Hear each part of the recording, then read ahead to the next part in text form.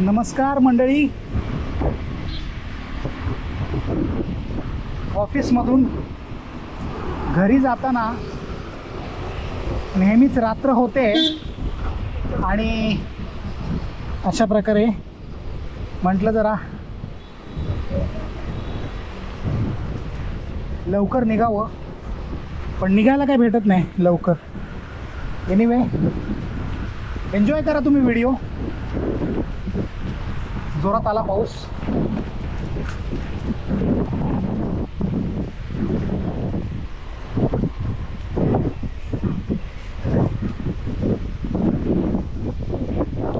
Overall सायकलिंगची मजा जी आहे ती पावसात जास्त वाढते. फक्त एवढंच आहे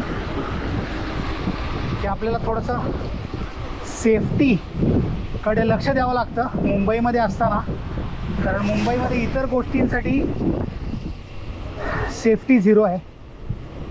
so as on the road.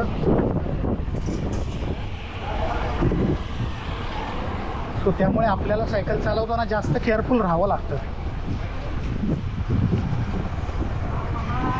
आता एकच लाईट आहे आज माझ्याकडे, जी मी पुढे ब्लिंकर मोडवर ठेवली आणि मागे पण ब्लिंकर मोडवर एक लाईट आहे. आणि चाललो आहे मी. पोचीन आता ॲक्च्युली थोड्या वेळाने घरी, पण म्हटलं एक व्हिडिओ शूट करावा. मागच्या आठवड्यात एका सबस्क्रायबरने मला विचारलेलं की तुम्ही कॅमेरा कशा प्रकारे वापरता शूटिंगला. तर आता माझ्याकडे या शॉटसाठी मी चेस्ट माउंट ॲक्शन कॅमेरा लावला आहे आणि शूट करतो आहे. कॅमेरामध्ये मी सर्वच्या सर्व सेटिंग्स ऑटो मोडवर ठेवले आहेत आणि त्यामुळे आता आपल्याला हा रिझल्ट बघायला मिळतो आहे. चेस्ट मोडवर मी कॅमेरा उलटा लावला आहे, म्हणजे टॉप डाऊन बॉटम अप अशा पद्धतीने लावला आहे. सो त्यामुळे मला हा रिझल्ट मिळतो आहे.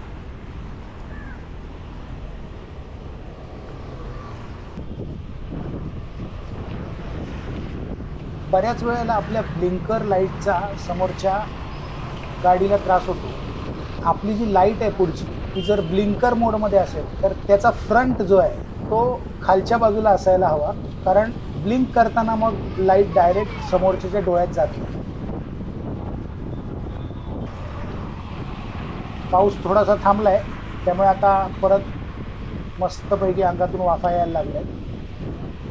पाऊस पडत असेल तर काय वाटत नाही, कारण तुम्ही भिजत असता आणि मस्त असं गारेगार वाटत असतं सायकल चालवताना. पण मध्येच पाऊस थांबला की लगेच गडबड होते सगळी.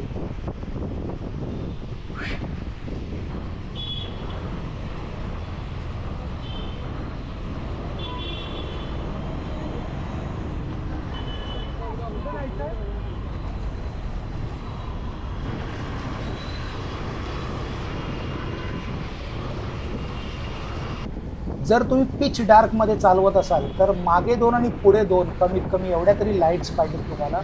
पुढे 2 म्हणजे एक ब्लिंकर मोडवर असायला हवी आणि एक फुल ऑन मोडवर असायला हवी पिच डार्कमध्ये असताना.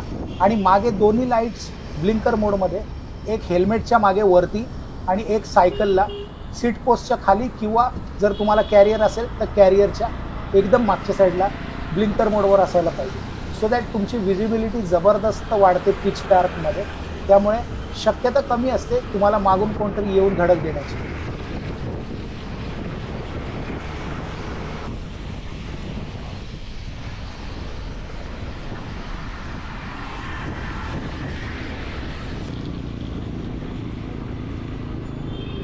सायकलवर असताना तर तुम्हाला नेहमीच अलर्ट असायला पाहिजे. तुम्हाला हँड सिग्नल्स देऊन समोरच्याला कम्युनिकेट करता आलं पाहिजे, कारण नाहीतर काय होतं, बरेचदा सायकलिस्टना कम्युनिकेट करता येत नाही, त्यामुळे मग काहीतरी धोका होऊ शकतो. त्यामुळे प्रत्येक वेळेला तुम्ही जेव्हा पण अशा रहदारीच्या ठिकाणी सायकल चालवत असाल त्यावेळेला तुम्हाला समोरच्याला हँड सिग्नल देऊन कम्युनिकेट करता आलं पाहिजे. सायकलिंग करताना तुम्हाला जर डाव्या उजव्या बाजूला जायचं असेल तर.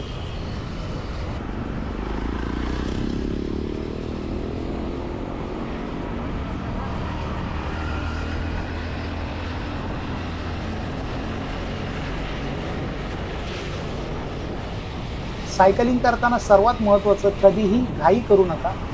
एकदम शांतपणे आणि आरामात सायकल चालवा. जर तुम्ही कम्यूट करत असाल तर तुम्हाला स्वतःची काळजी घेऊनच सायकल चालवणं योग्य आहे असं मला वाटतं. कारण आपल्या इकडे सगळेच शाणे आहेत, त्यामुळे तुम्ही शहाणं बनायला जाऊ नका. तुम्ही तुमची फक्त सायकल चालवा.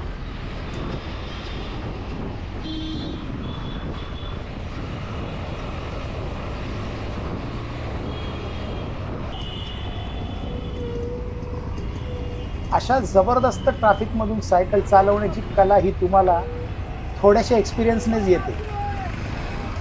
त्यामुळे जर तुम्ही नुकतीच सायकलिंग सुरू केली असेल आणि तुम्हाला जर येताना जाताना कम्यूट करताना ट्रॅफिक लागत असेल तर कृपया करून सांभाळून सायकल चालवा. कारण तुम्हाला सायकलिंग करण्याकरता कुठल्याच रोडवर सेपरेट अशी जागा नाही आहे. तुम्हाला तुमची रस्त्यावरची जागा स्वतःलाच बनवायची आहे आणि सायकलिंग करायची, शिवाय तुम्हाला स्वतःला देखील सांभाळायचं आहे, हे लक्षात ठेवा. दररोज सायकलिंग करणाऱ्यांसाठी किंवा आपल्या दैनंदिन व्यवहारात सायकलचा वापर करणाऱ्यांसाठी, कम्यूट सायकलिंग करणाऱ्यांसाठी मी डिस्क्रिप्शनमध्ये एक व्हॉट्सॲप ग्रुपची लिंक दिली आहे. त्या लिंकवर क्लिक करा आणि डेली सायकल कम्युटर्स या व्हॉट्सॲप ग्रुपचे सभासद व्हा. मला तिकडे तुमच्या रोजच्या सायकलिंगचे किस्से ऐकायला खूप आवडतील.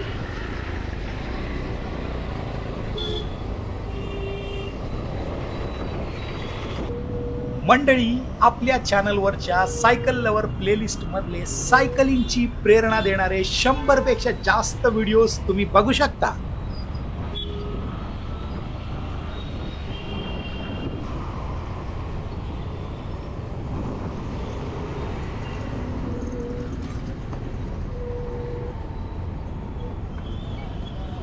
सो मित्रांनो, हा व्हिडिओ जर तुम्हाला आवडला असेल तर या व्हिडिओला लाईक करायला विसरू नका आणि तुमच्या सायकल प्रेमी मित्रांबरोबर या व्हिडिओला जास्तीत जास्त शेअर करा.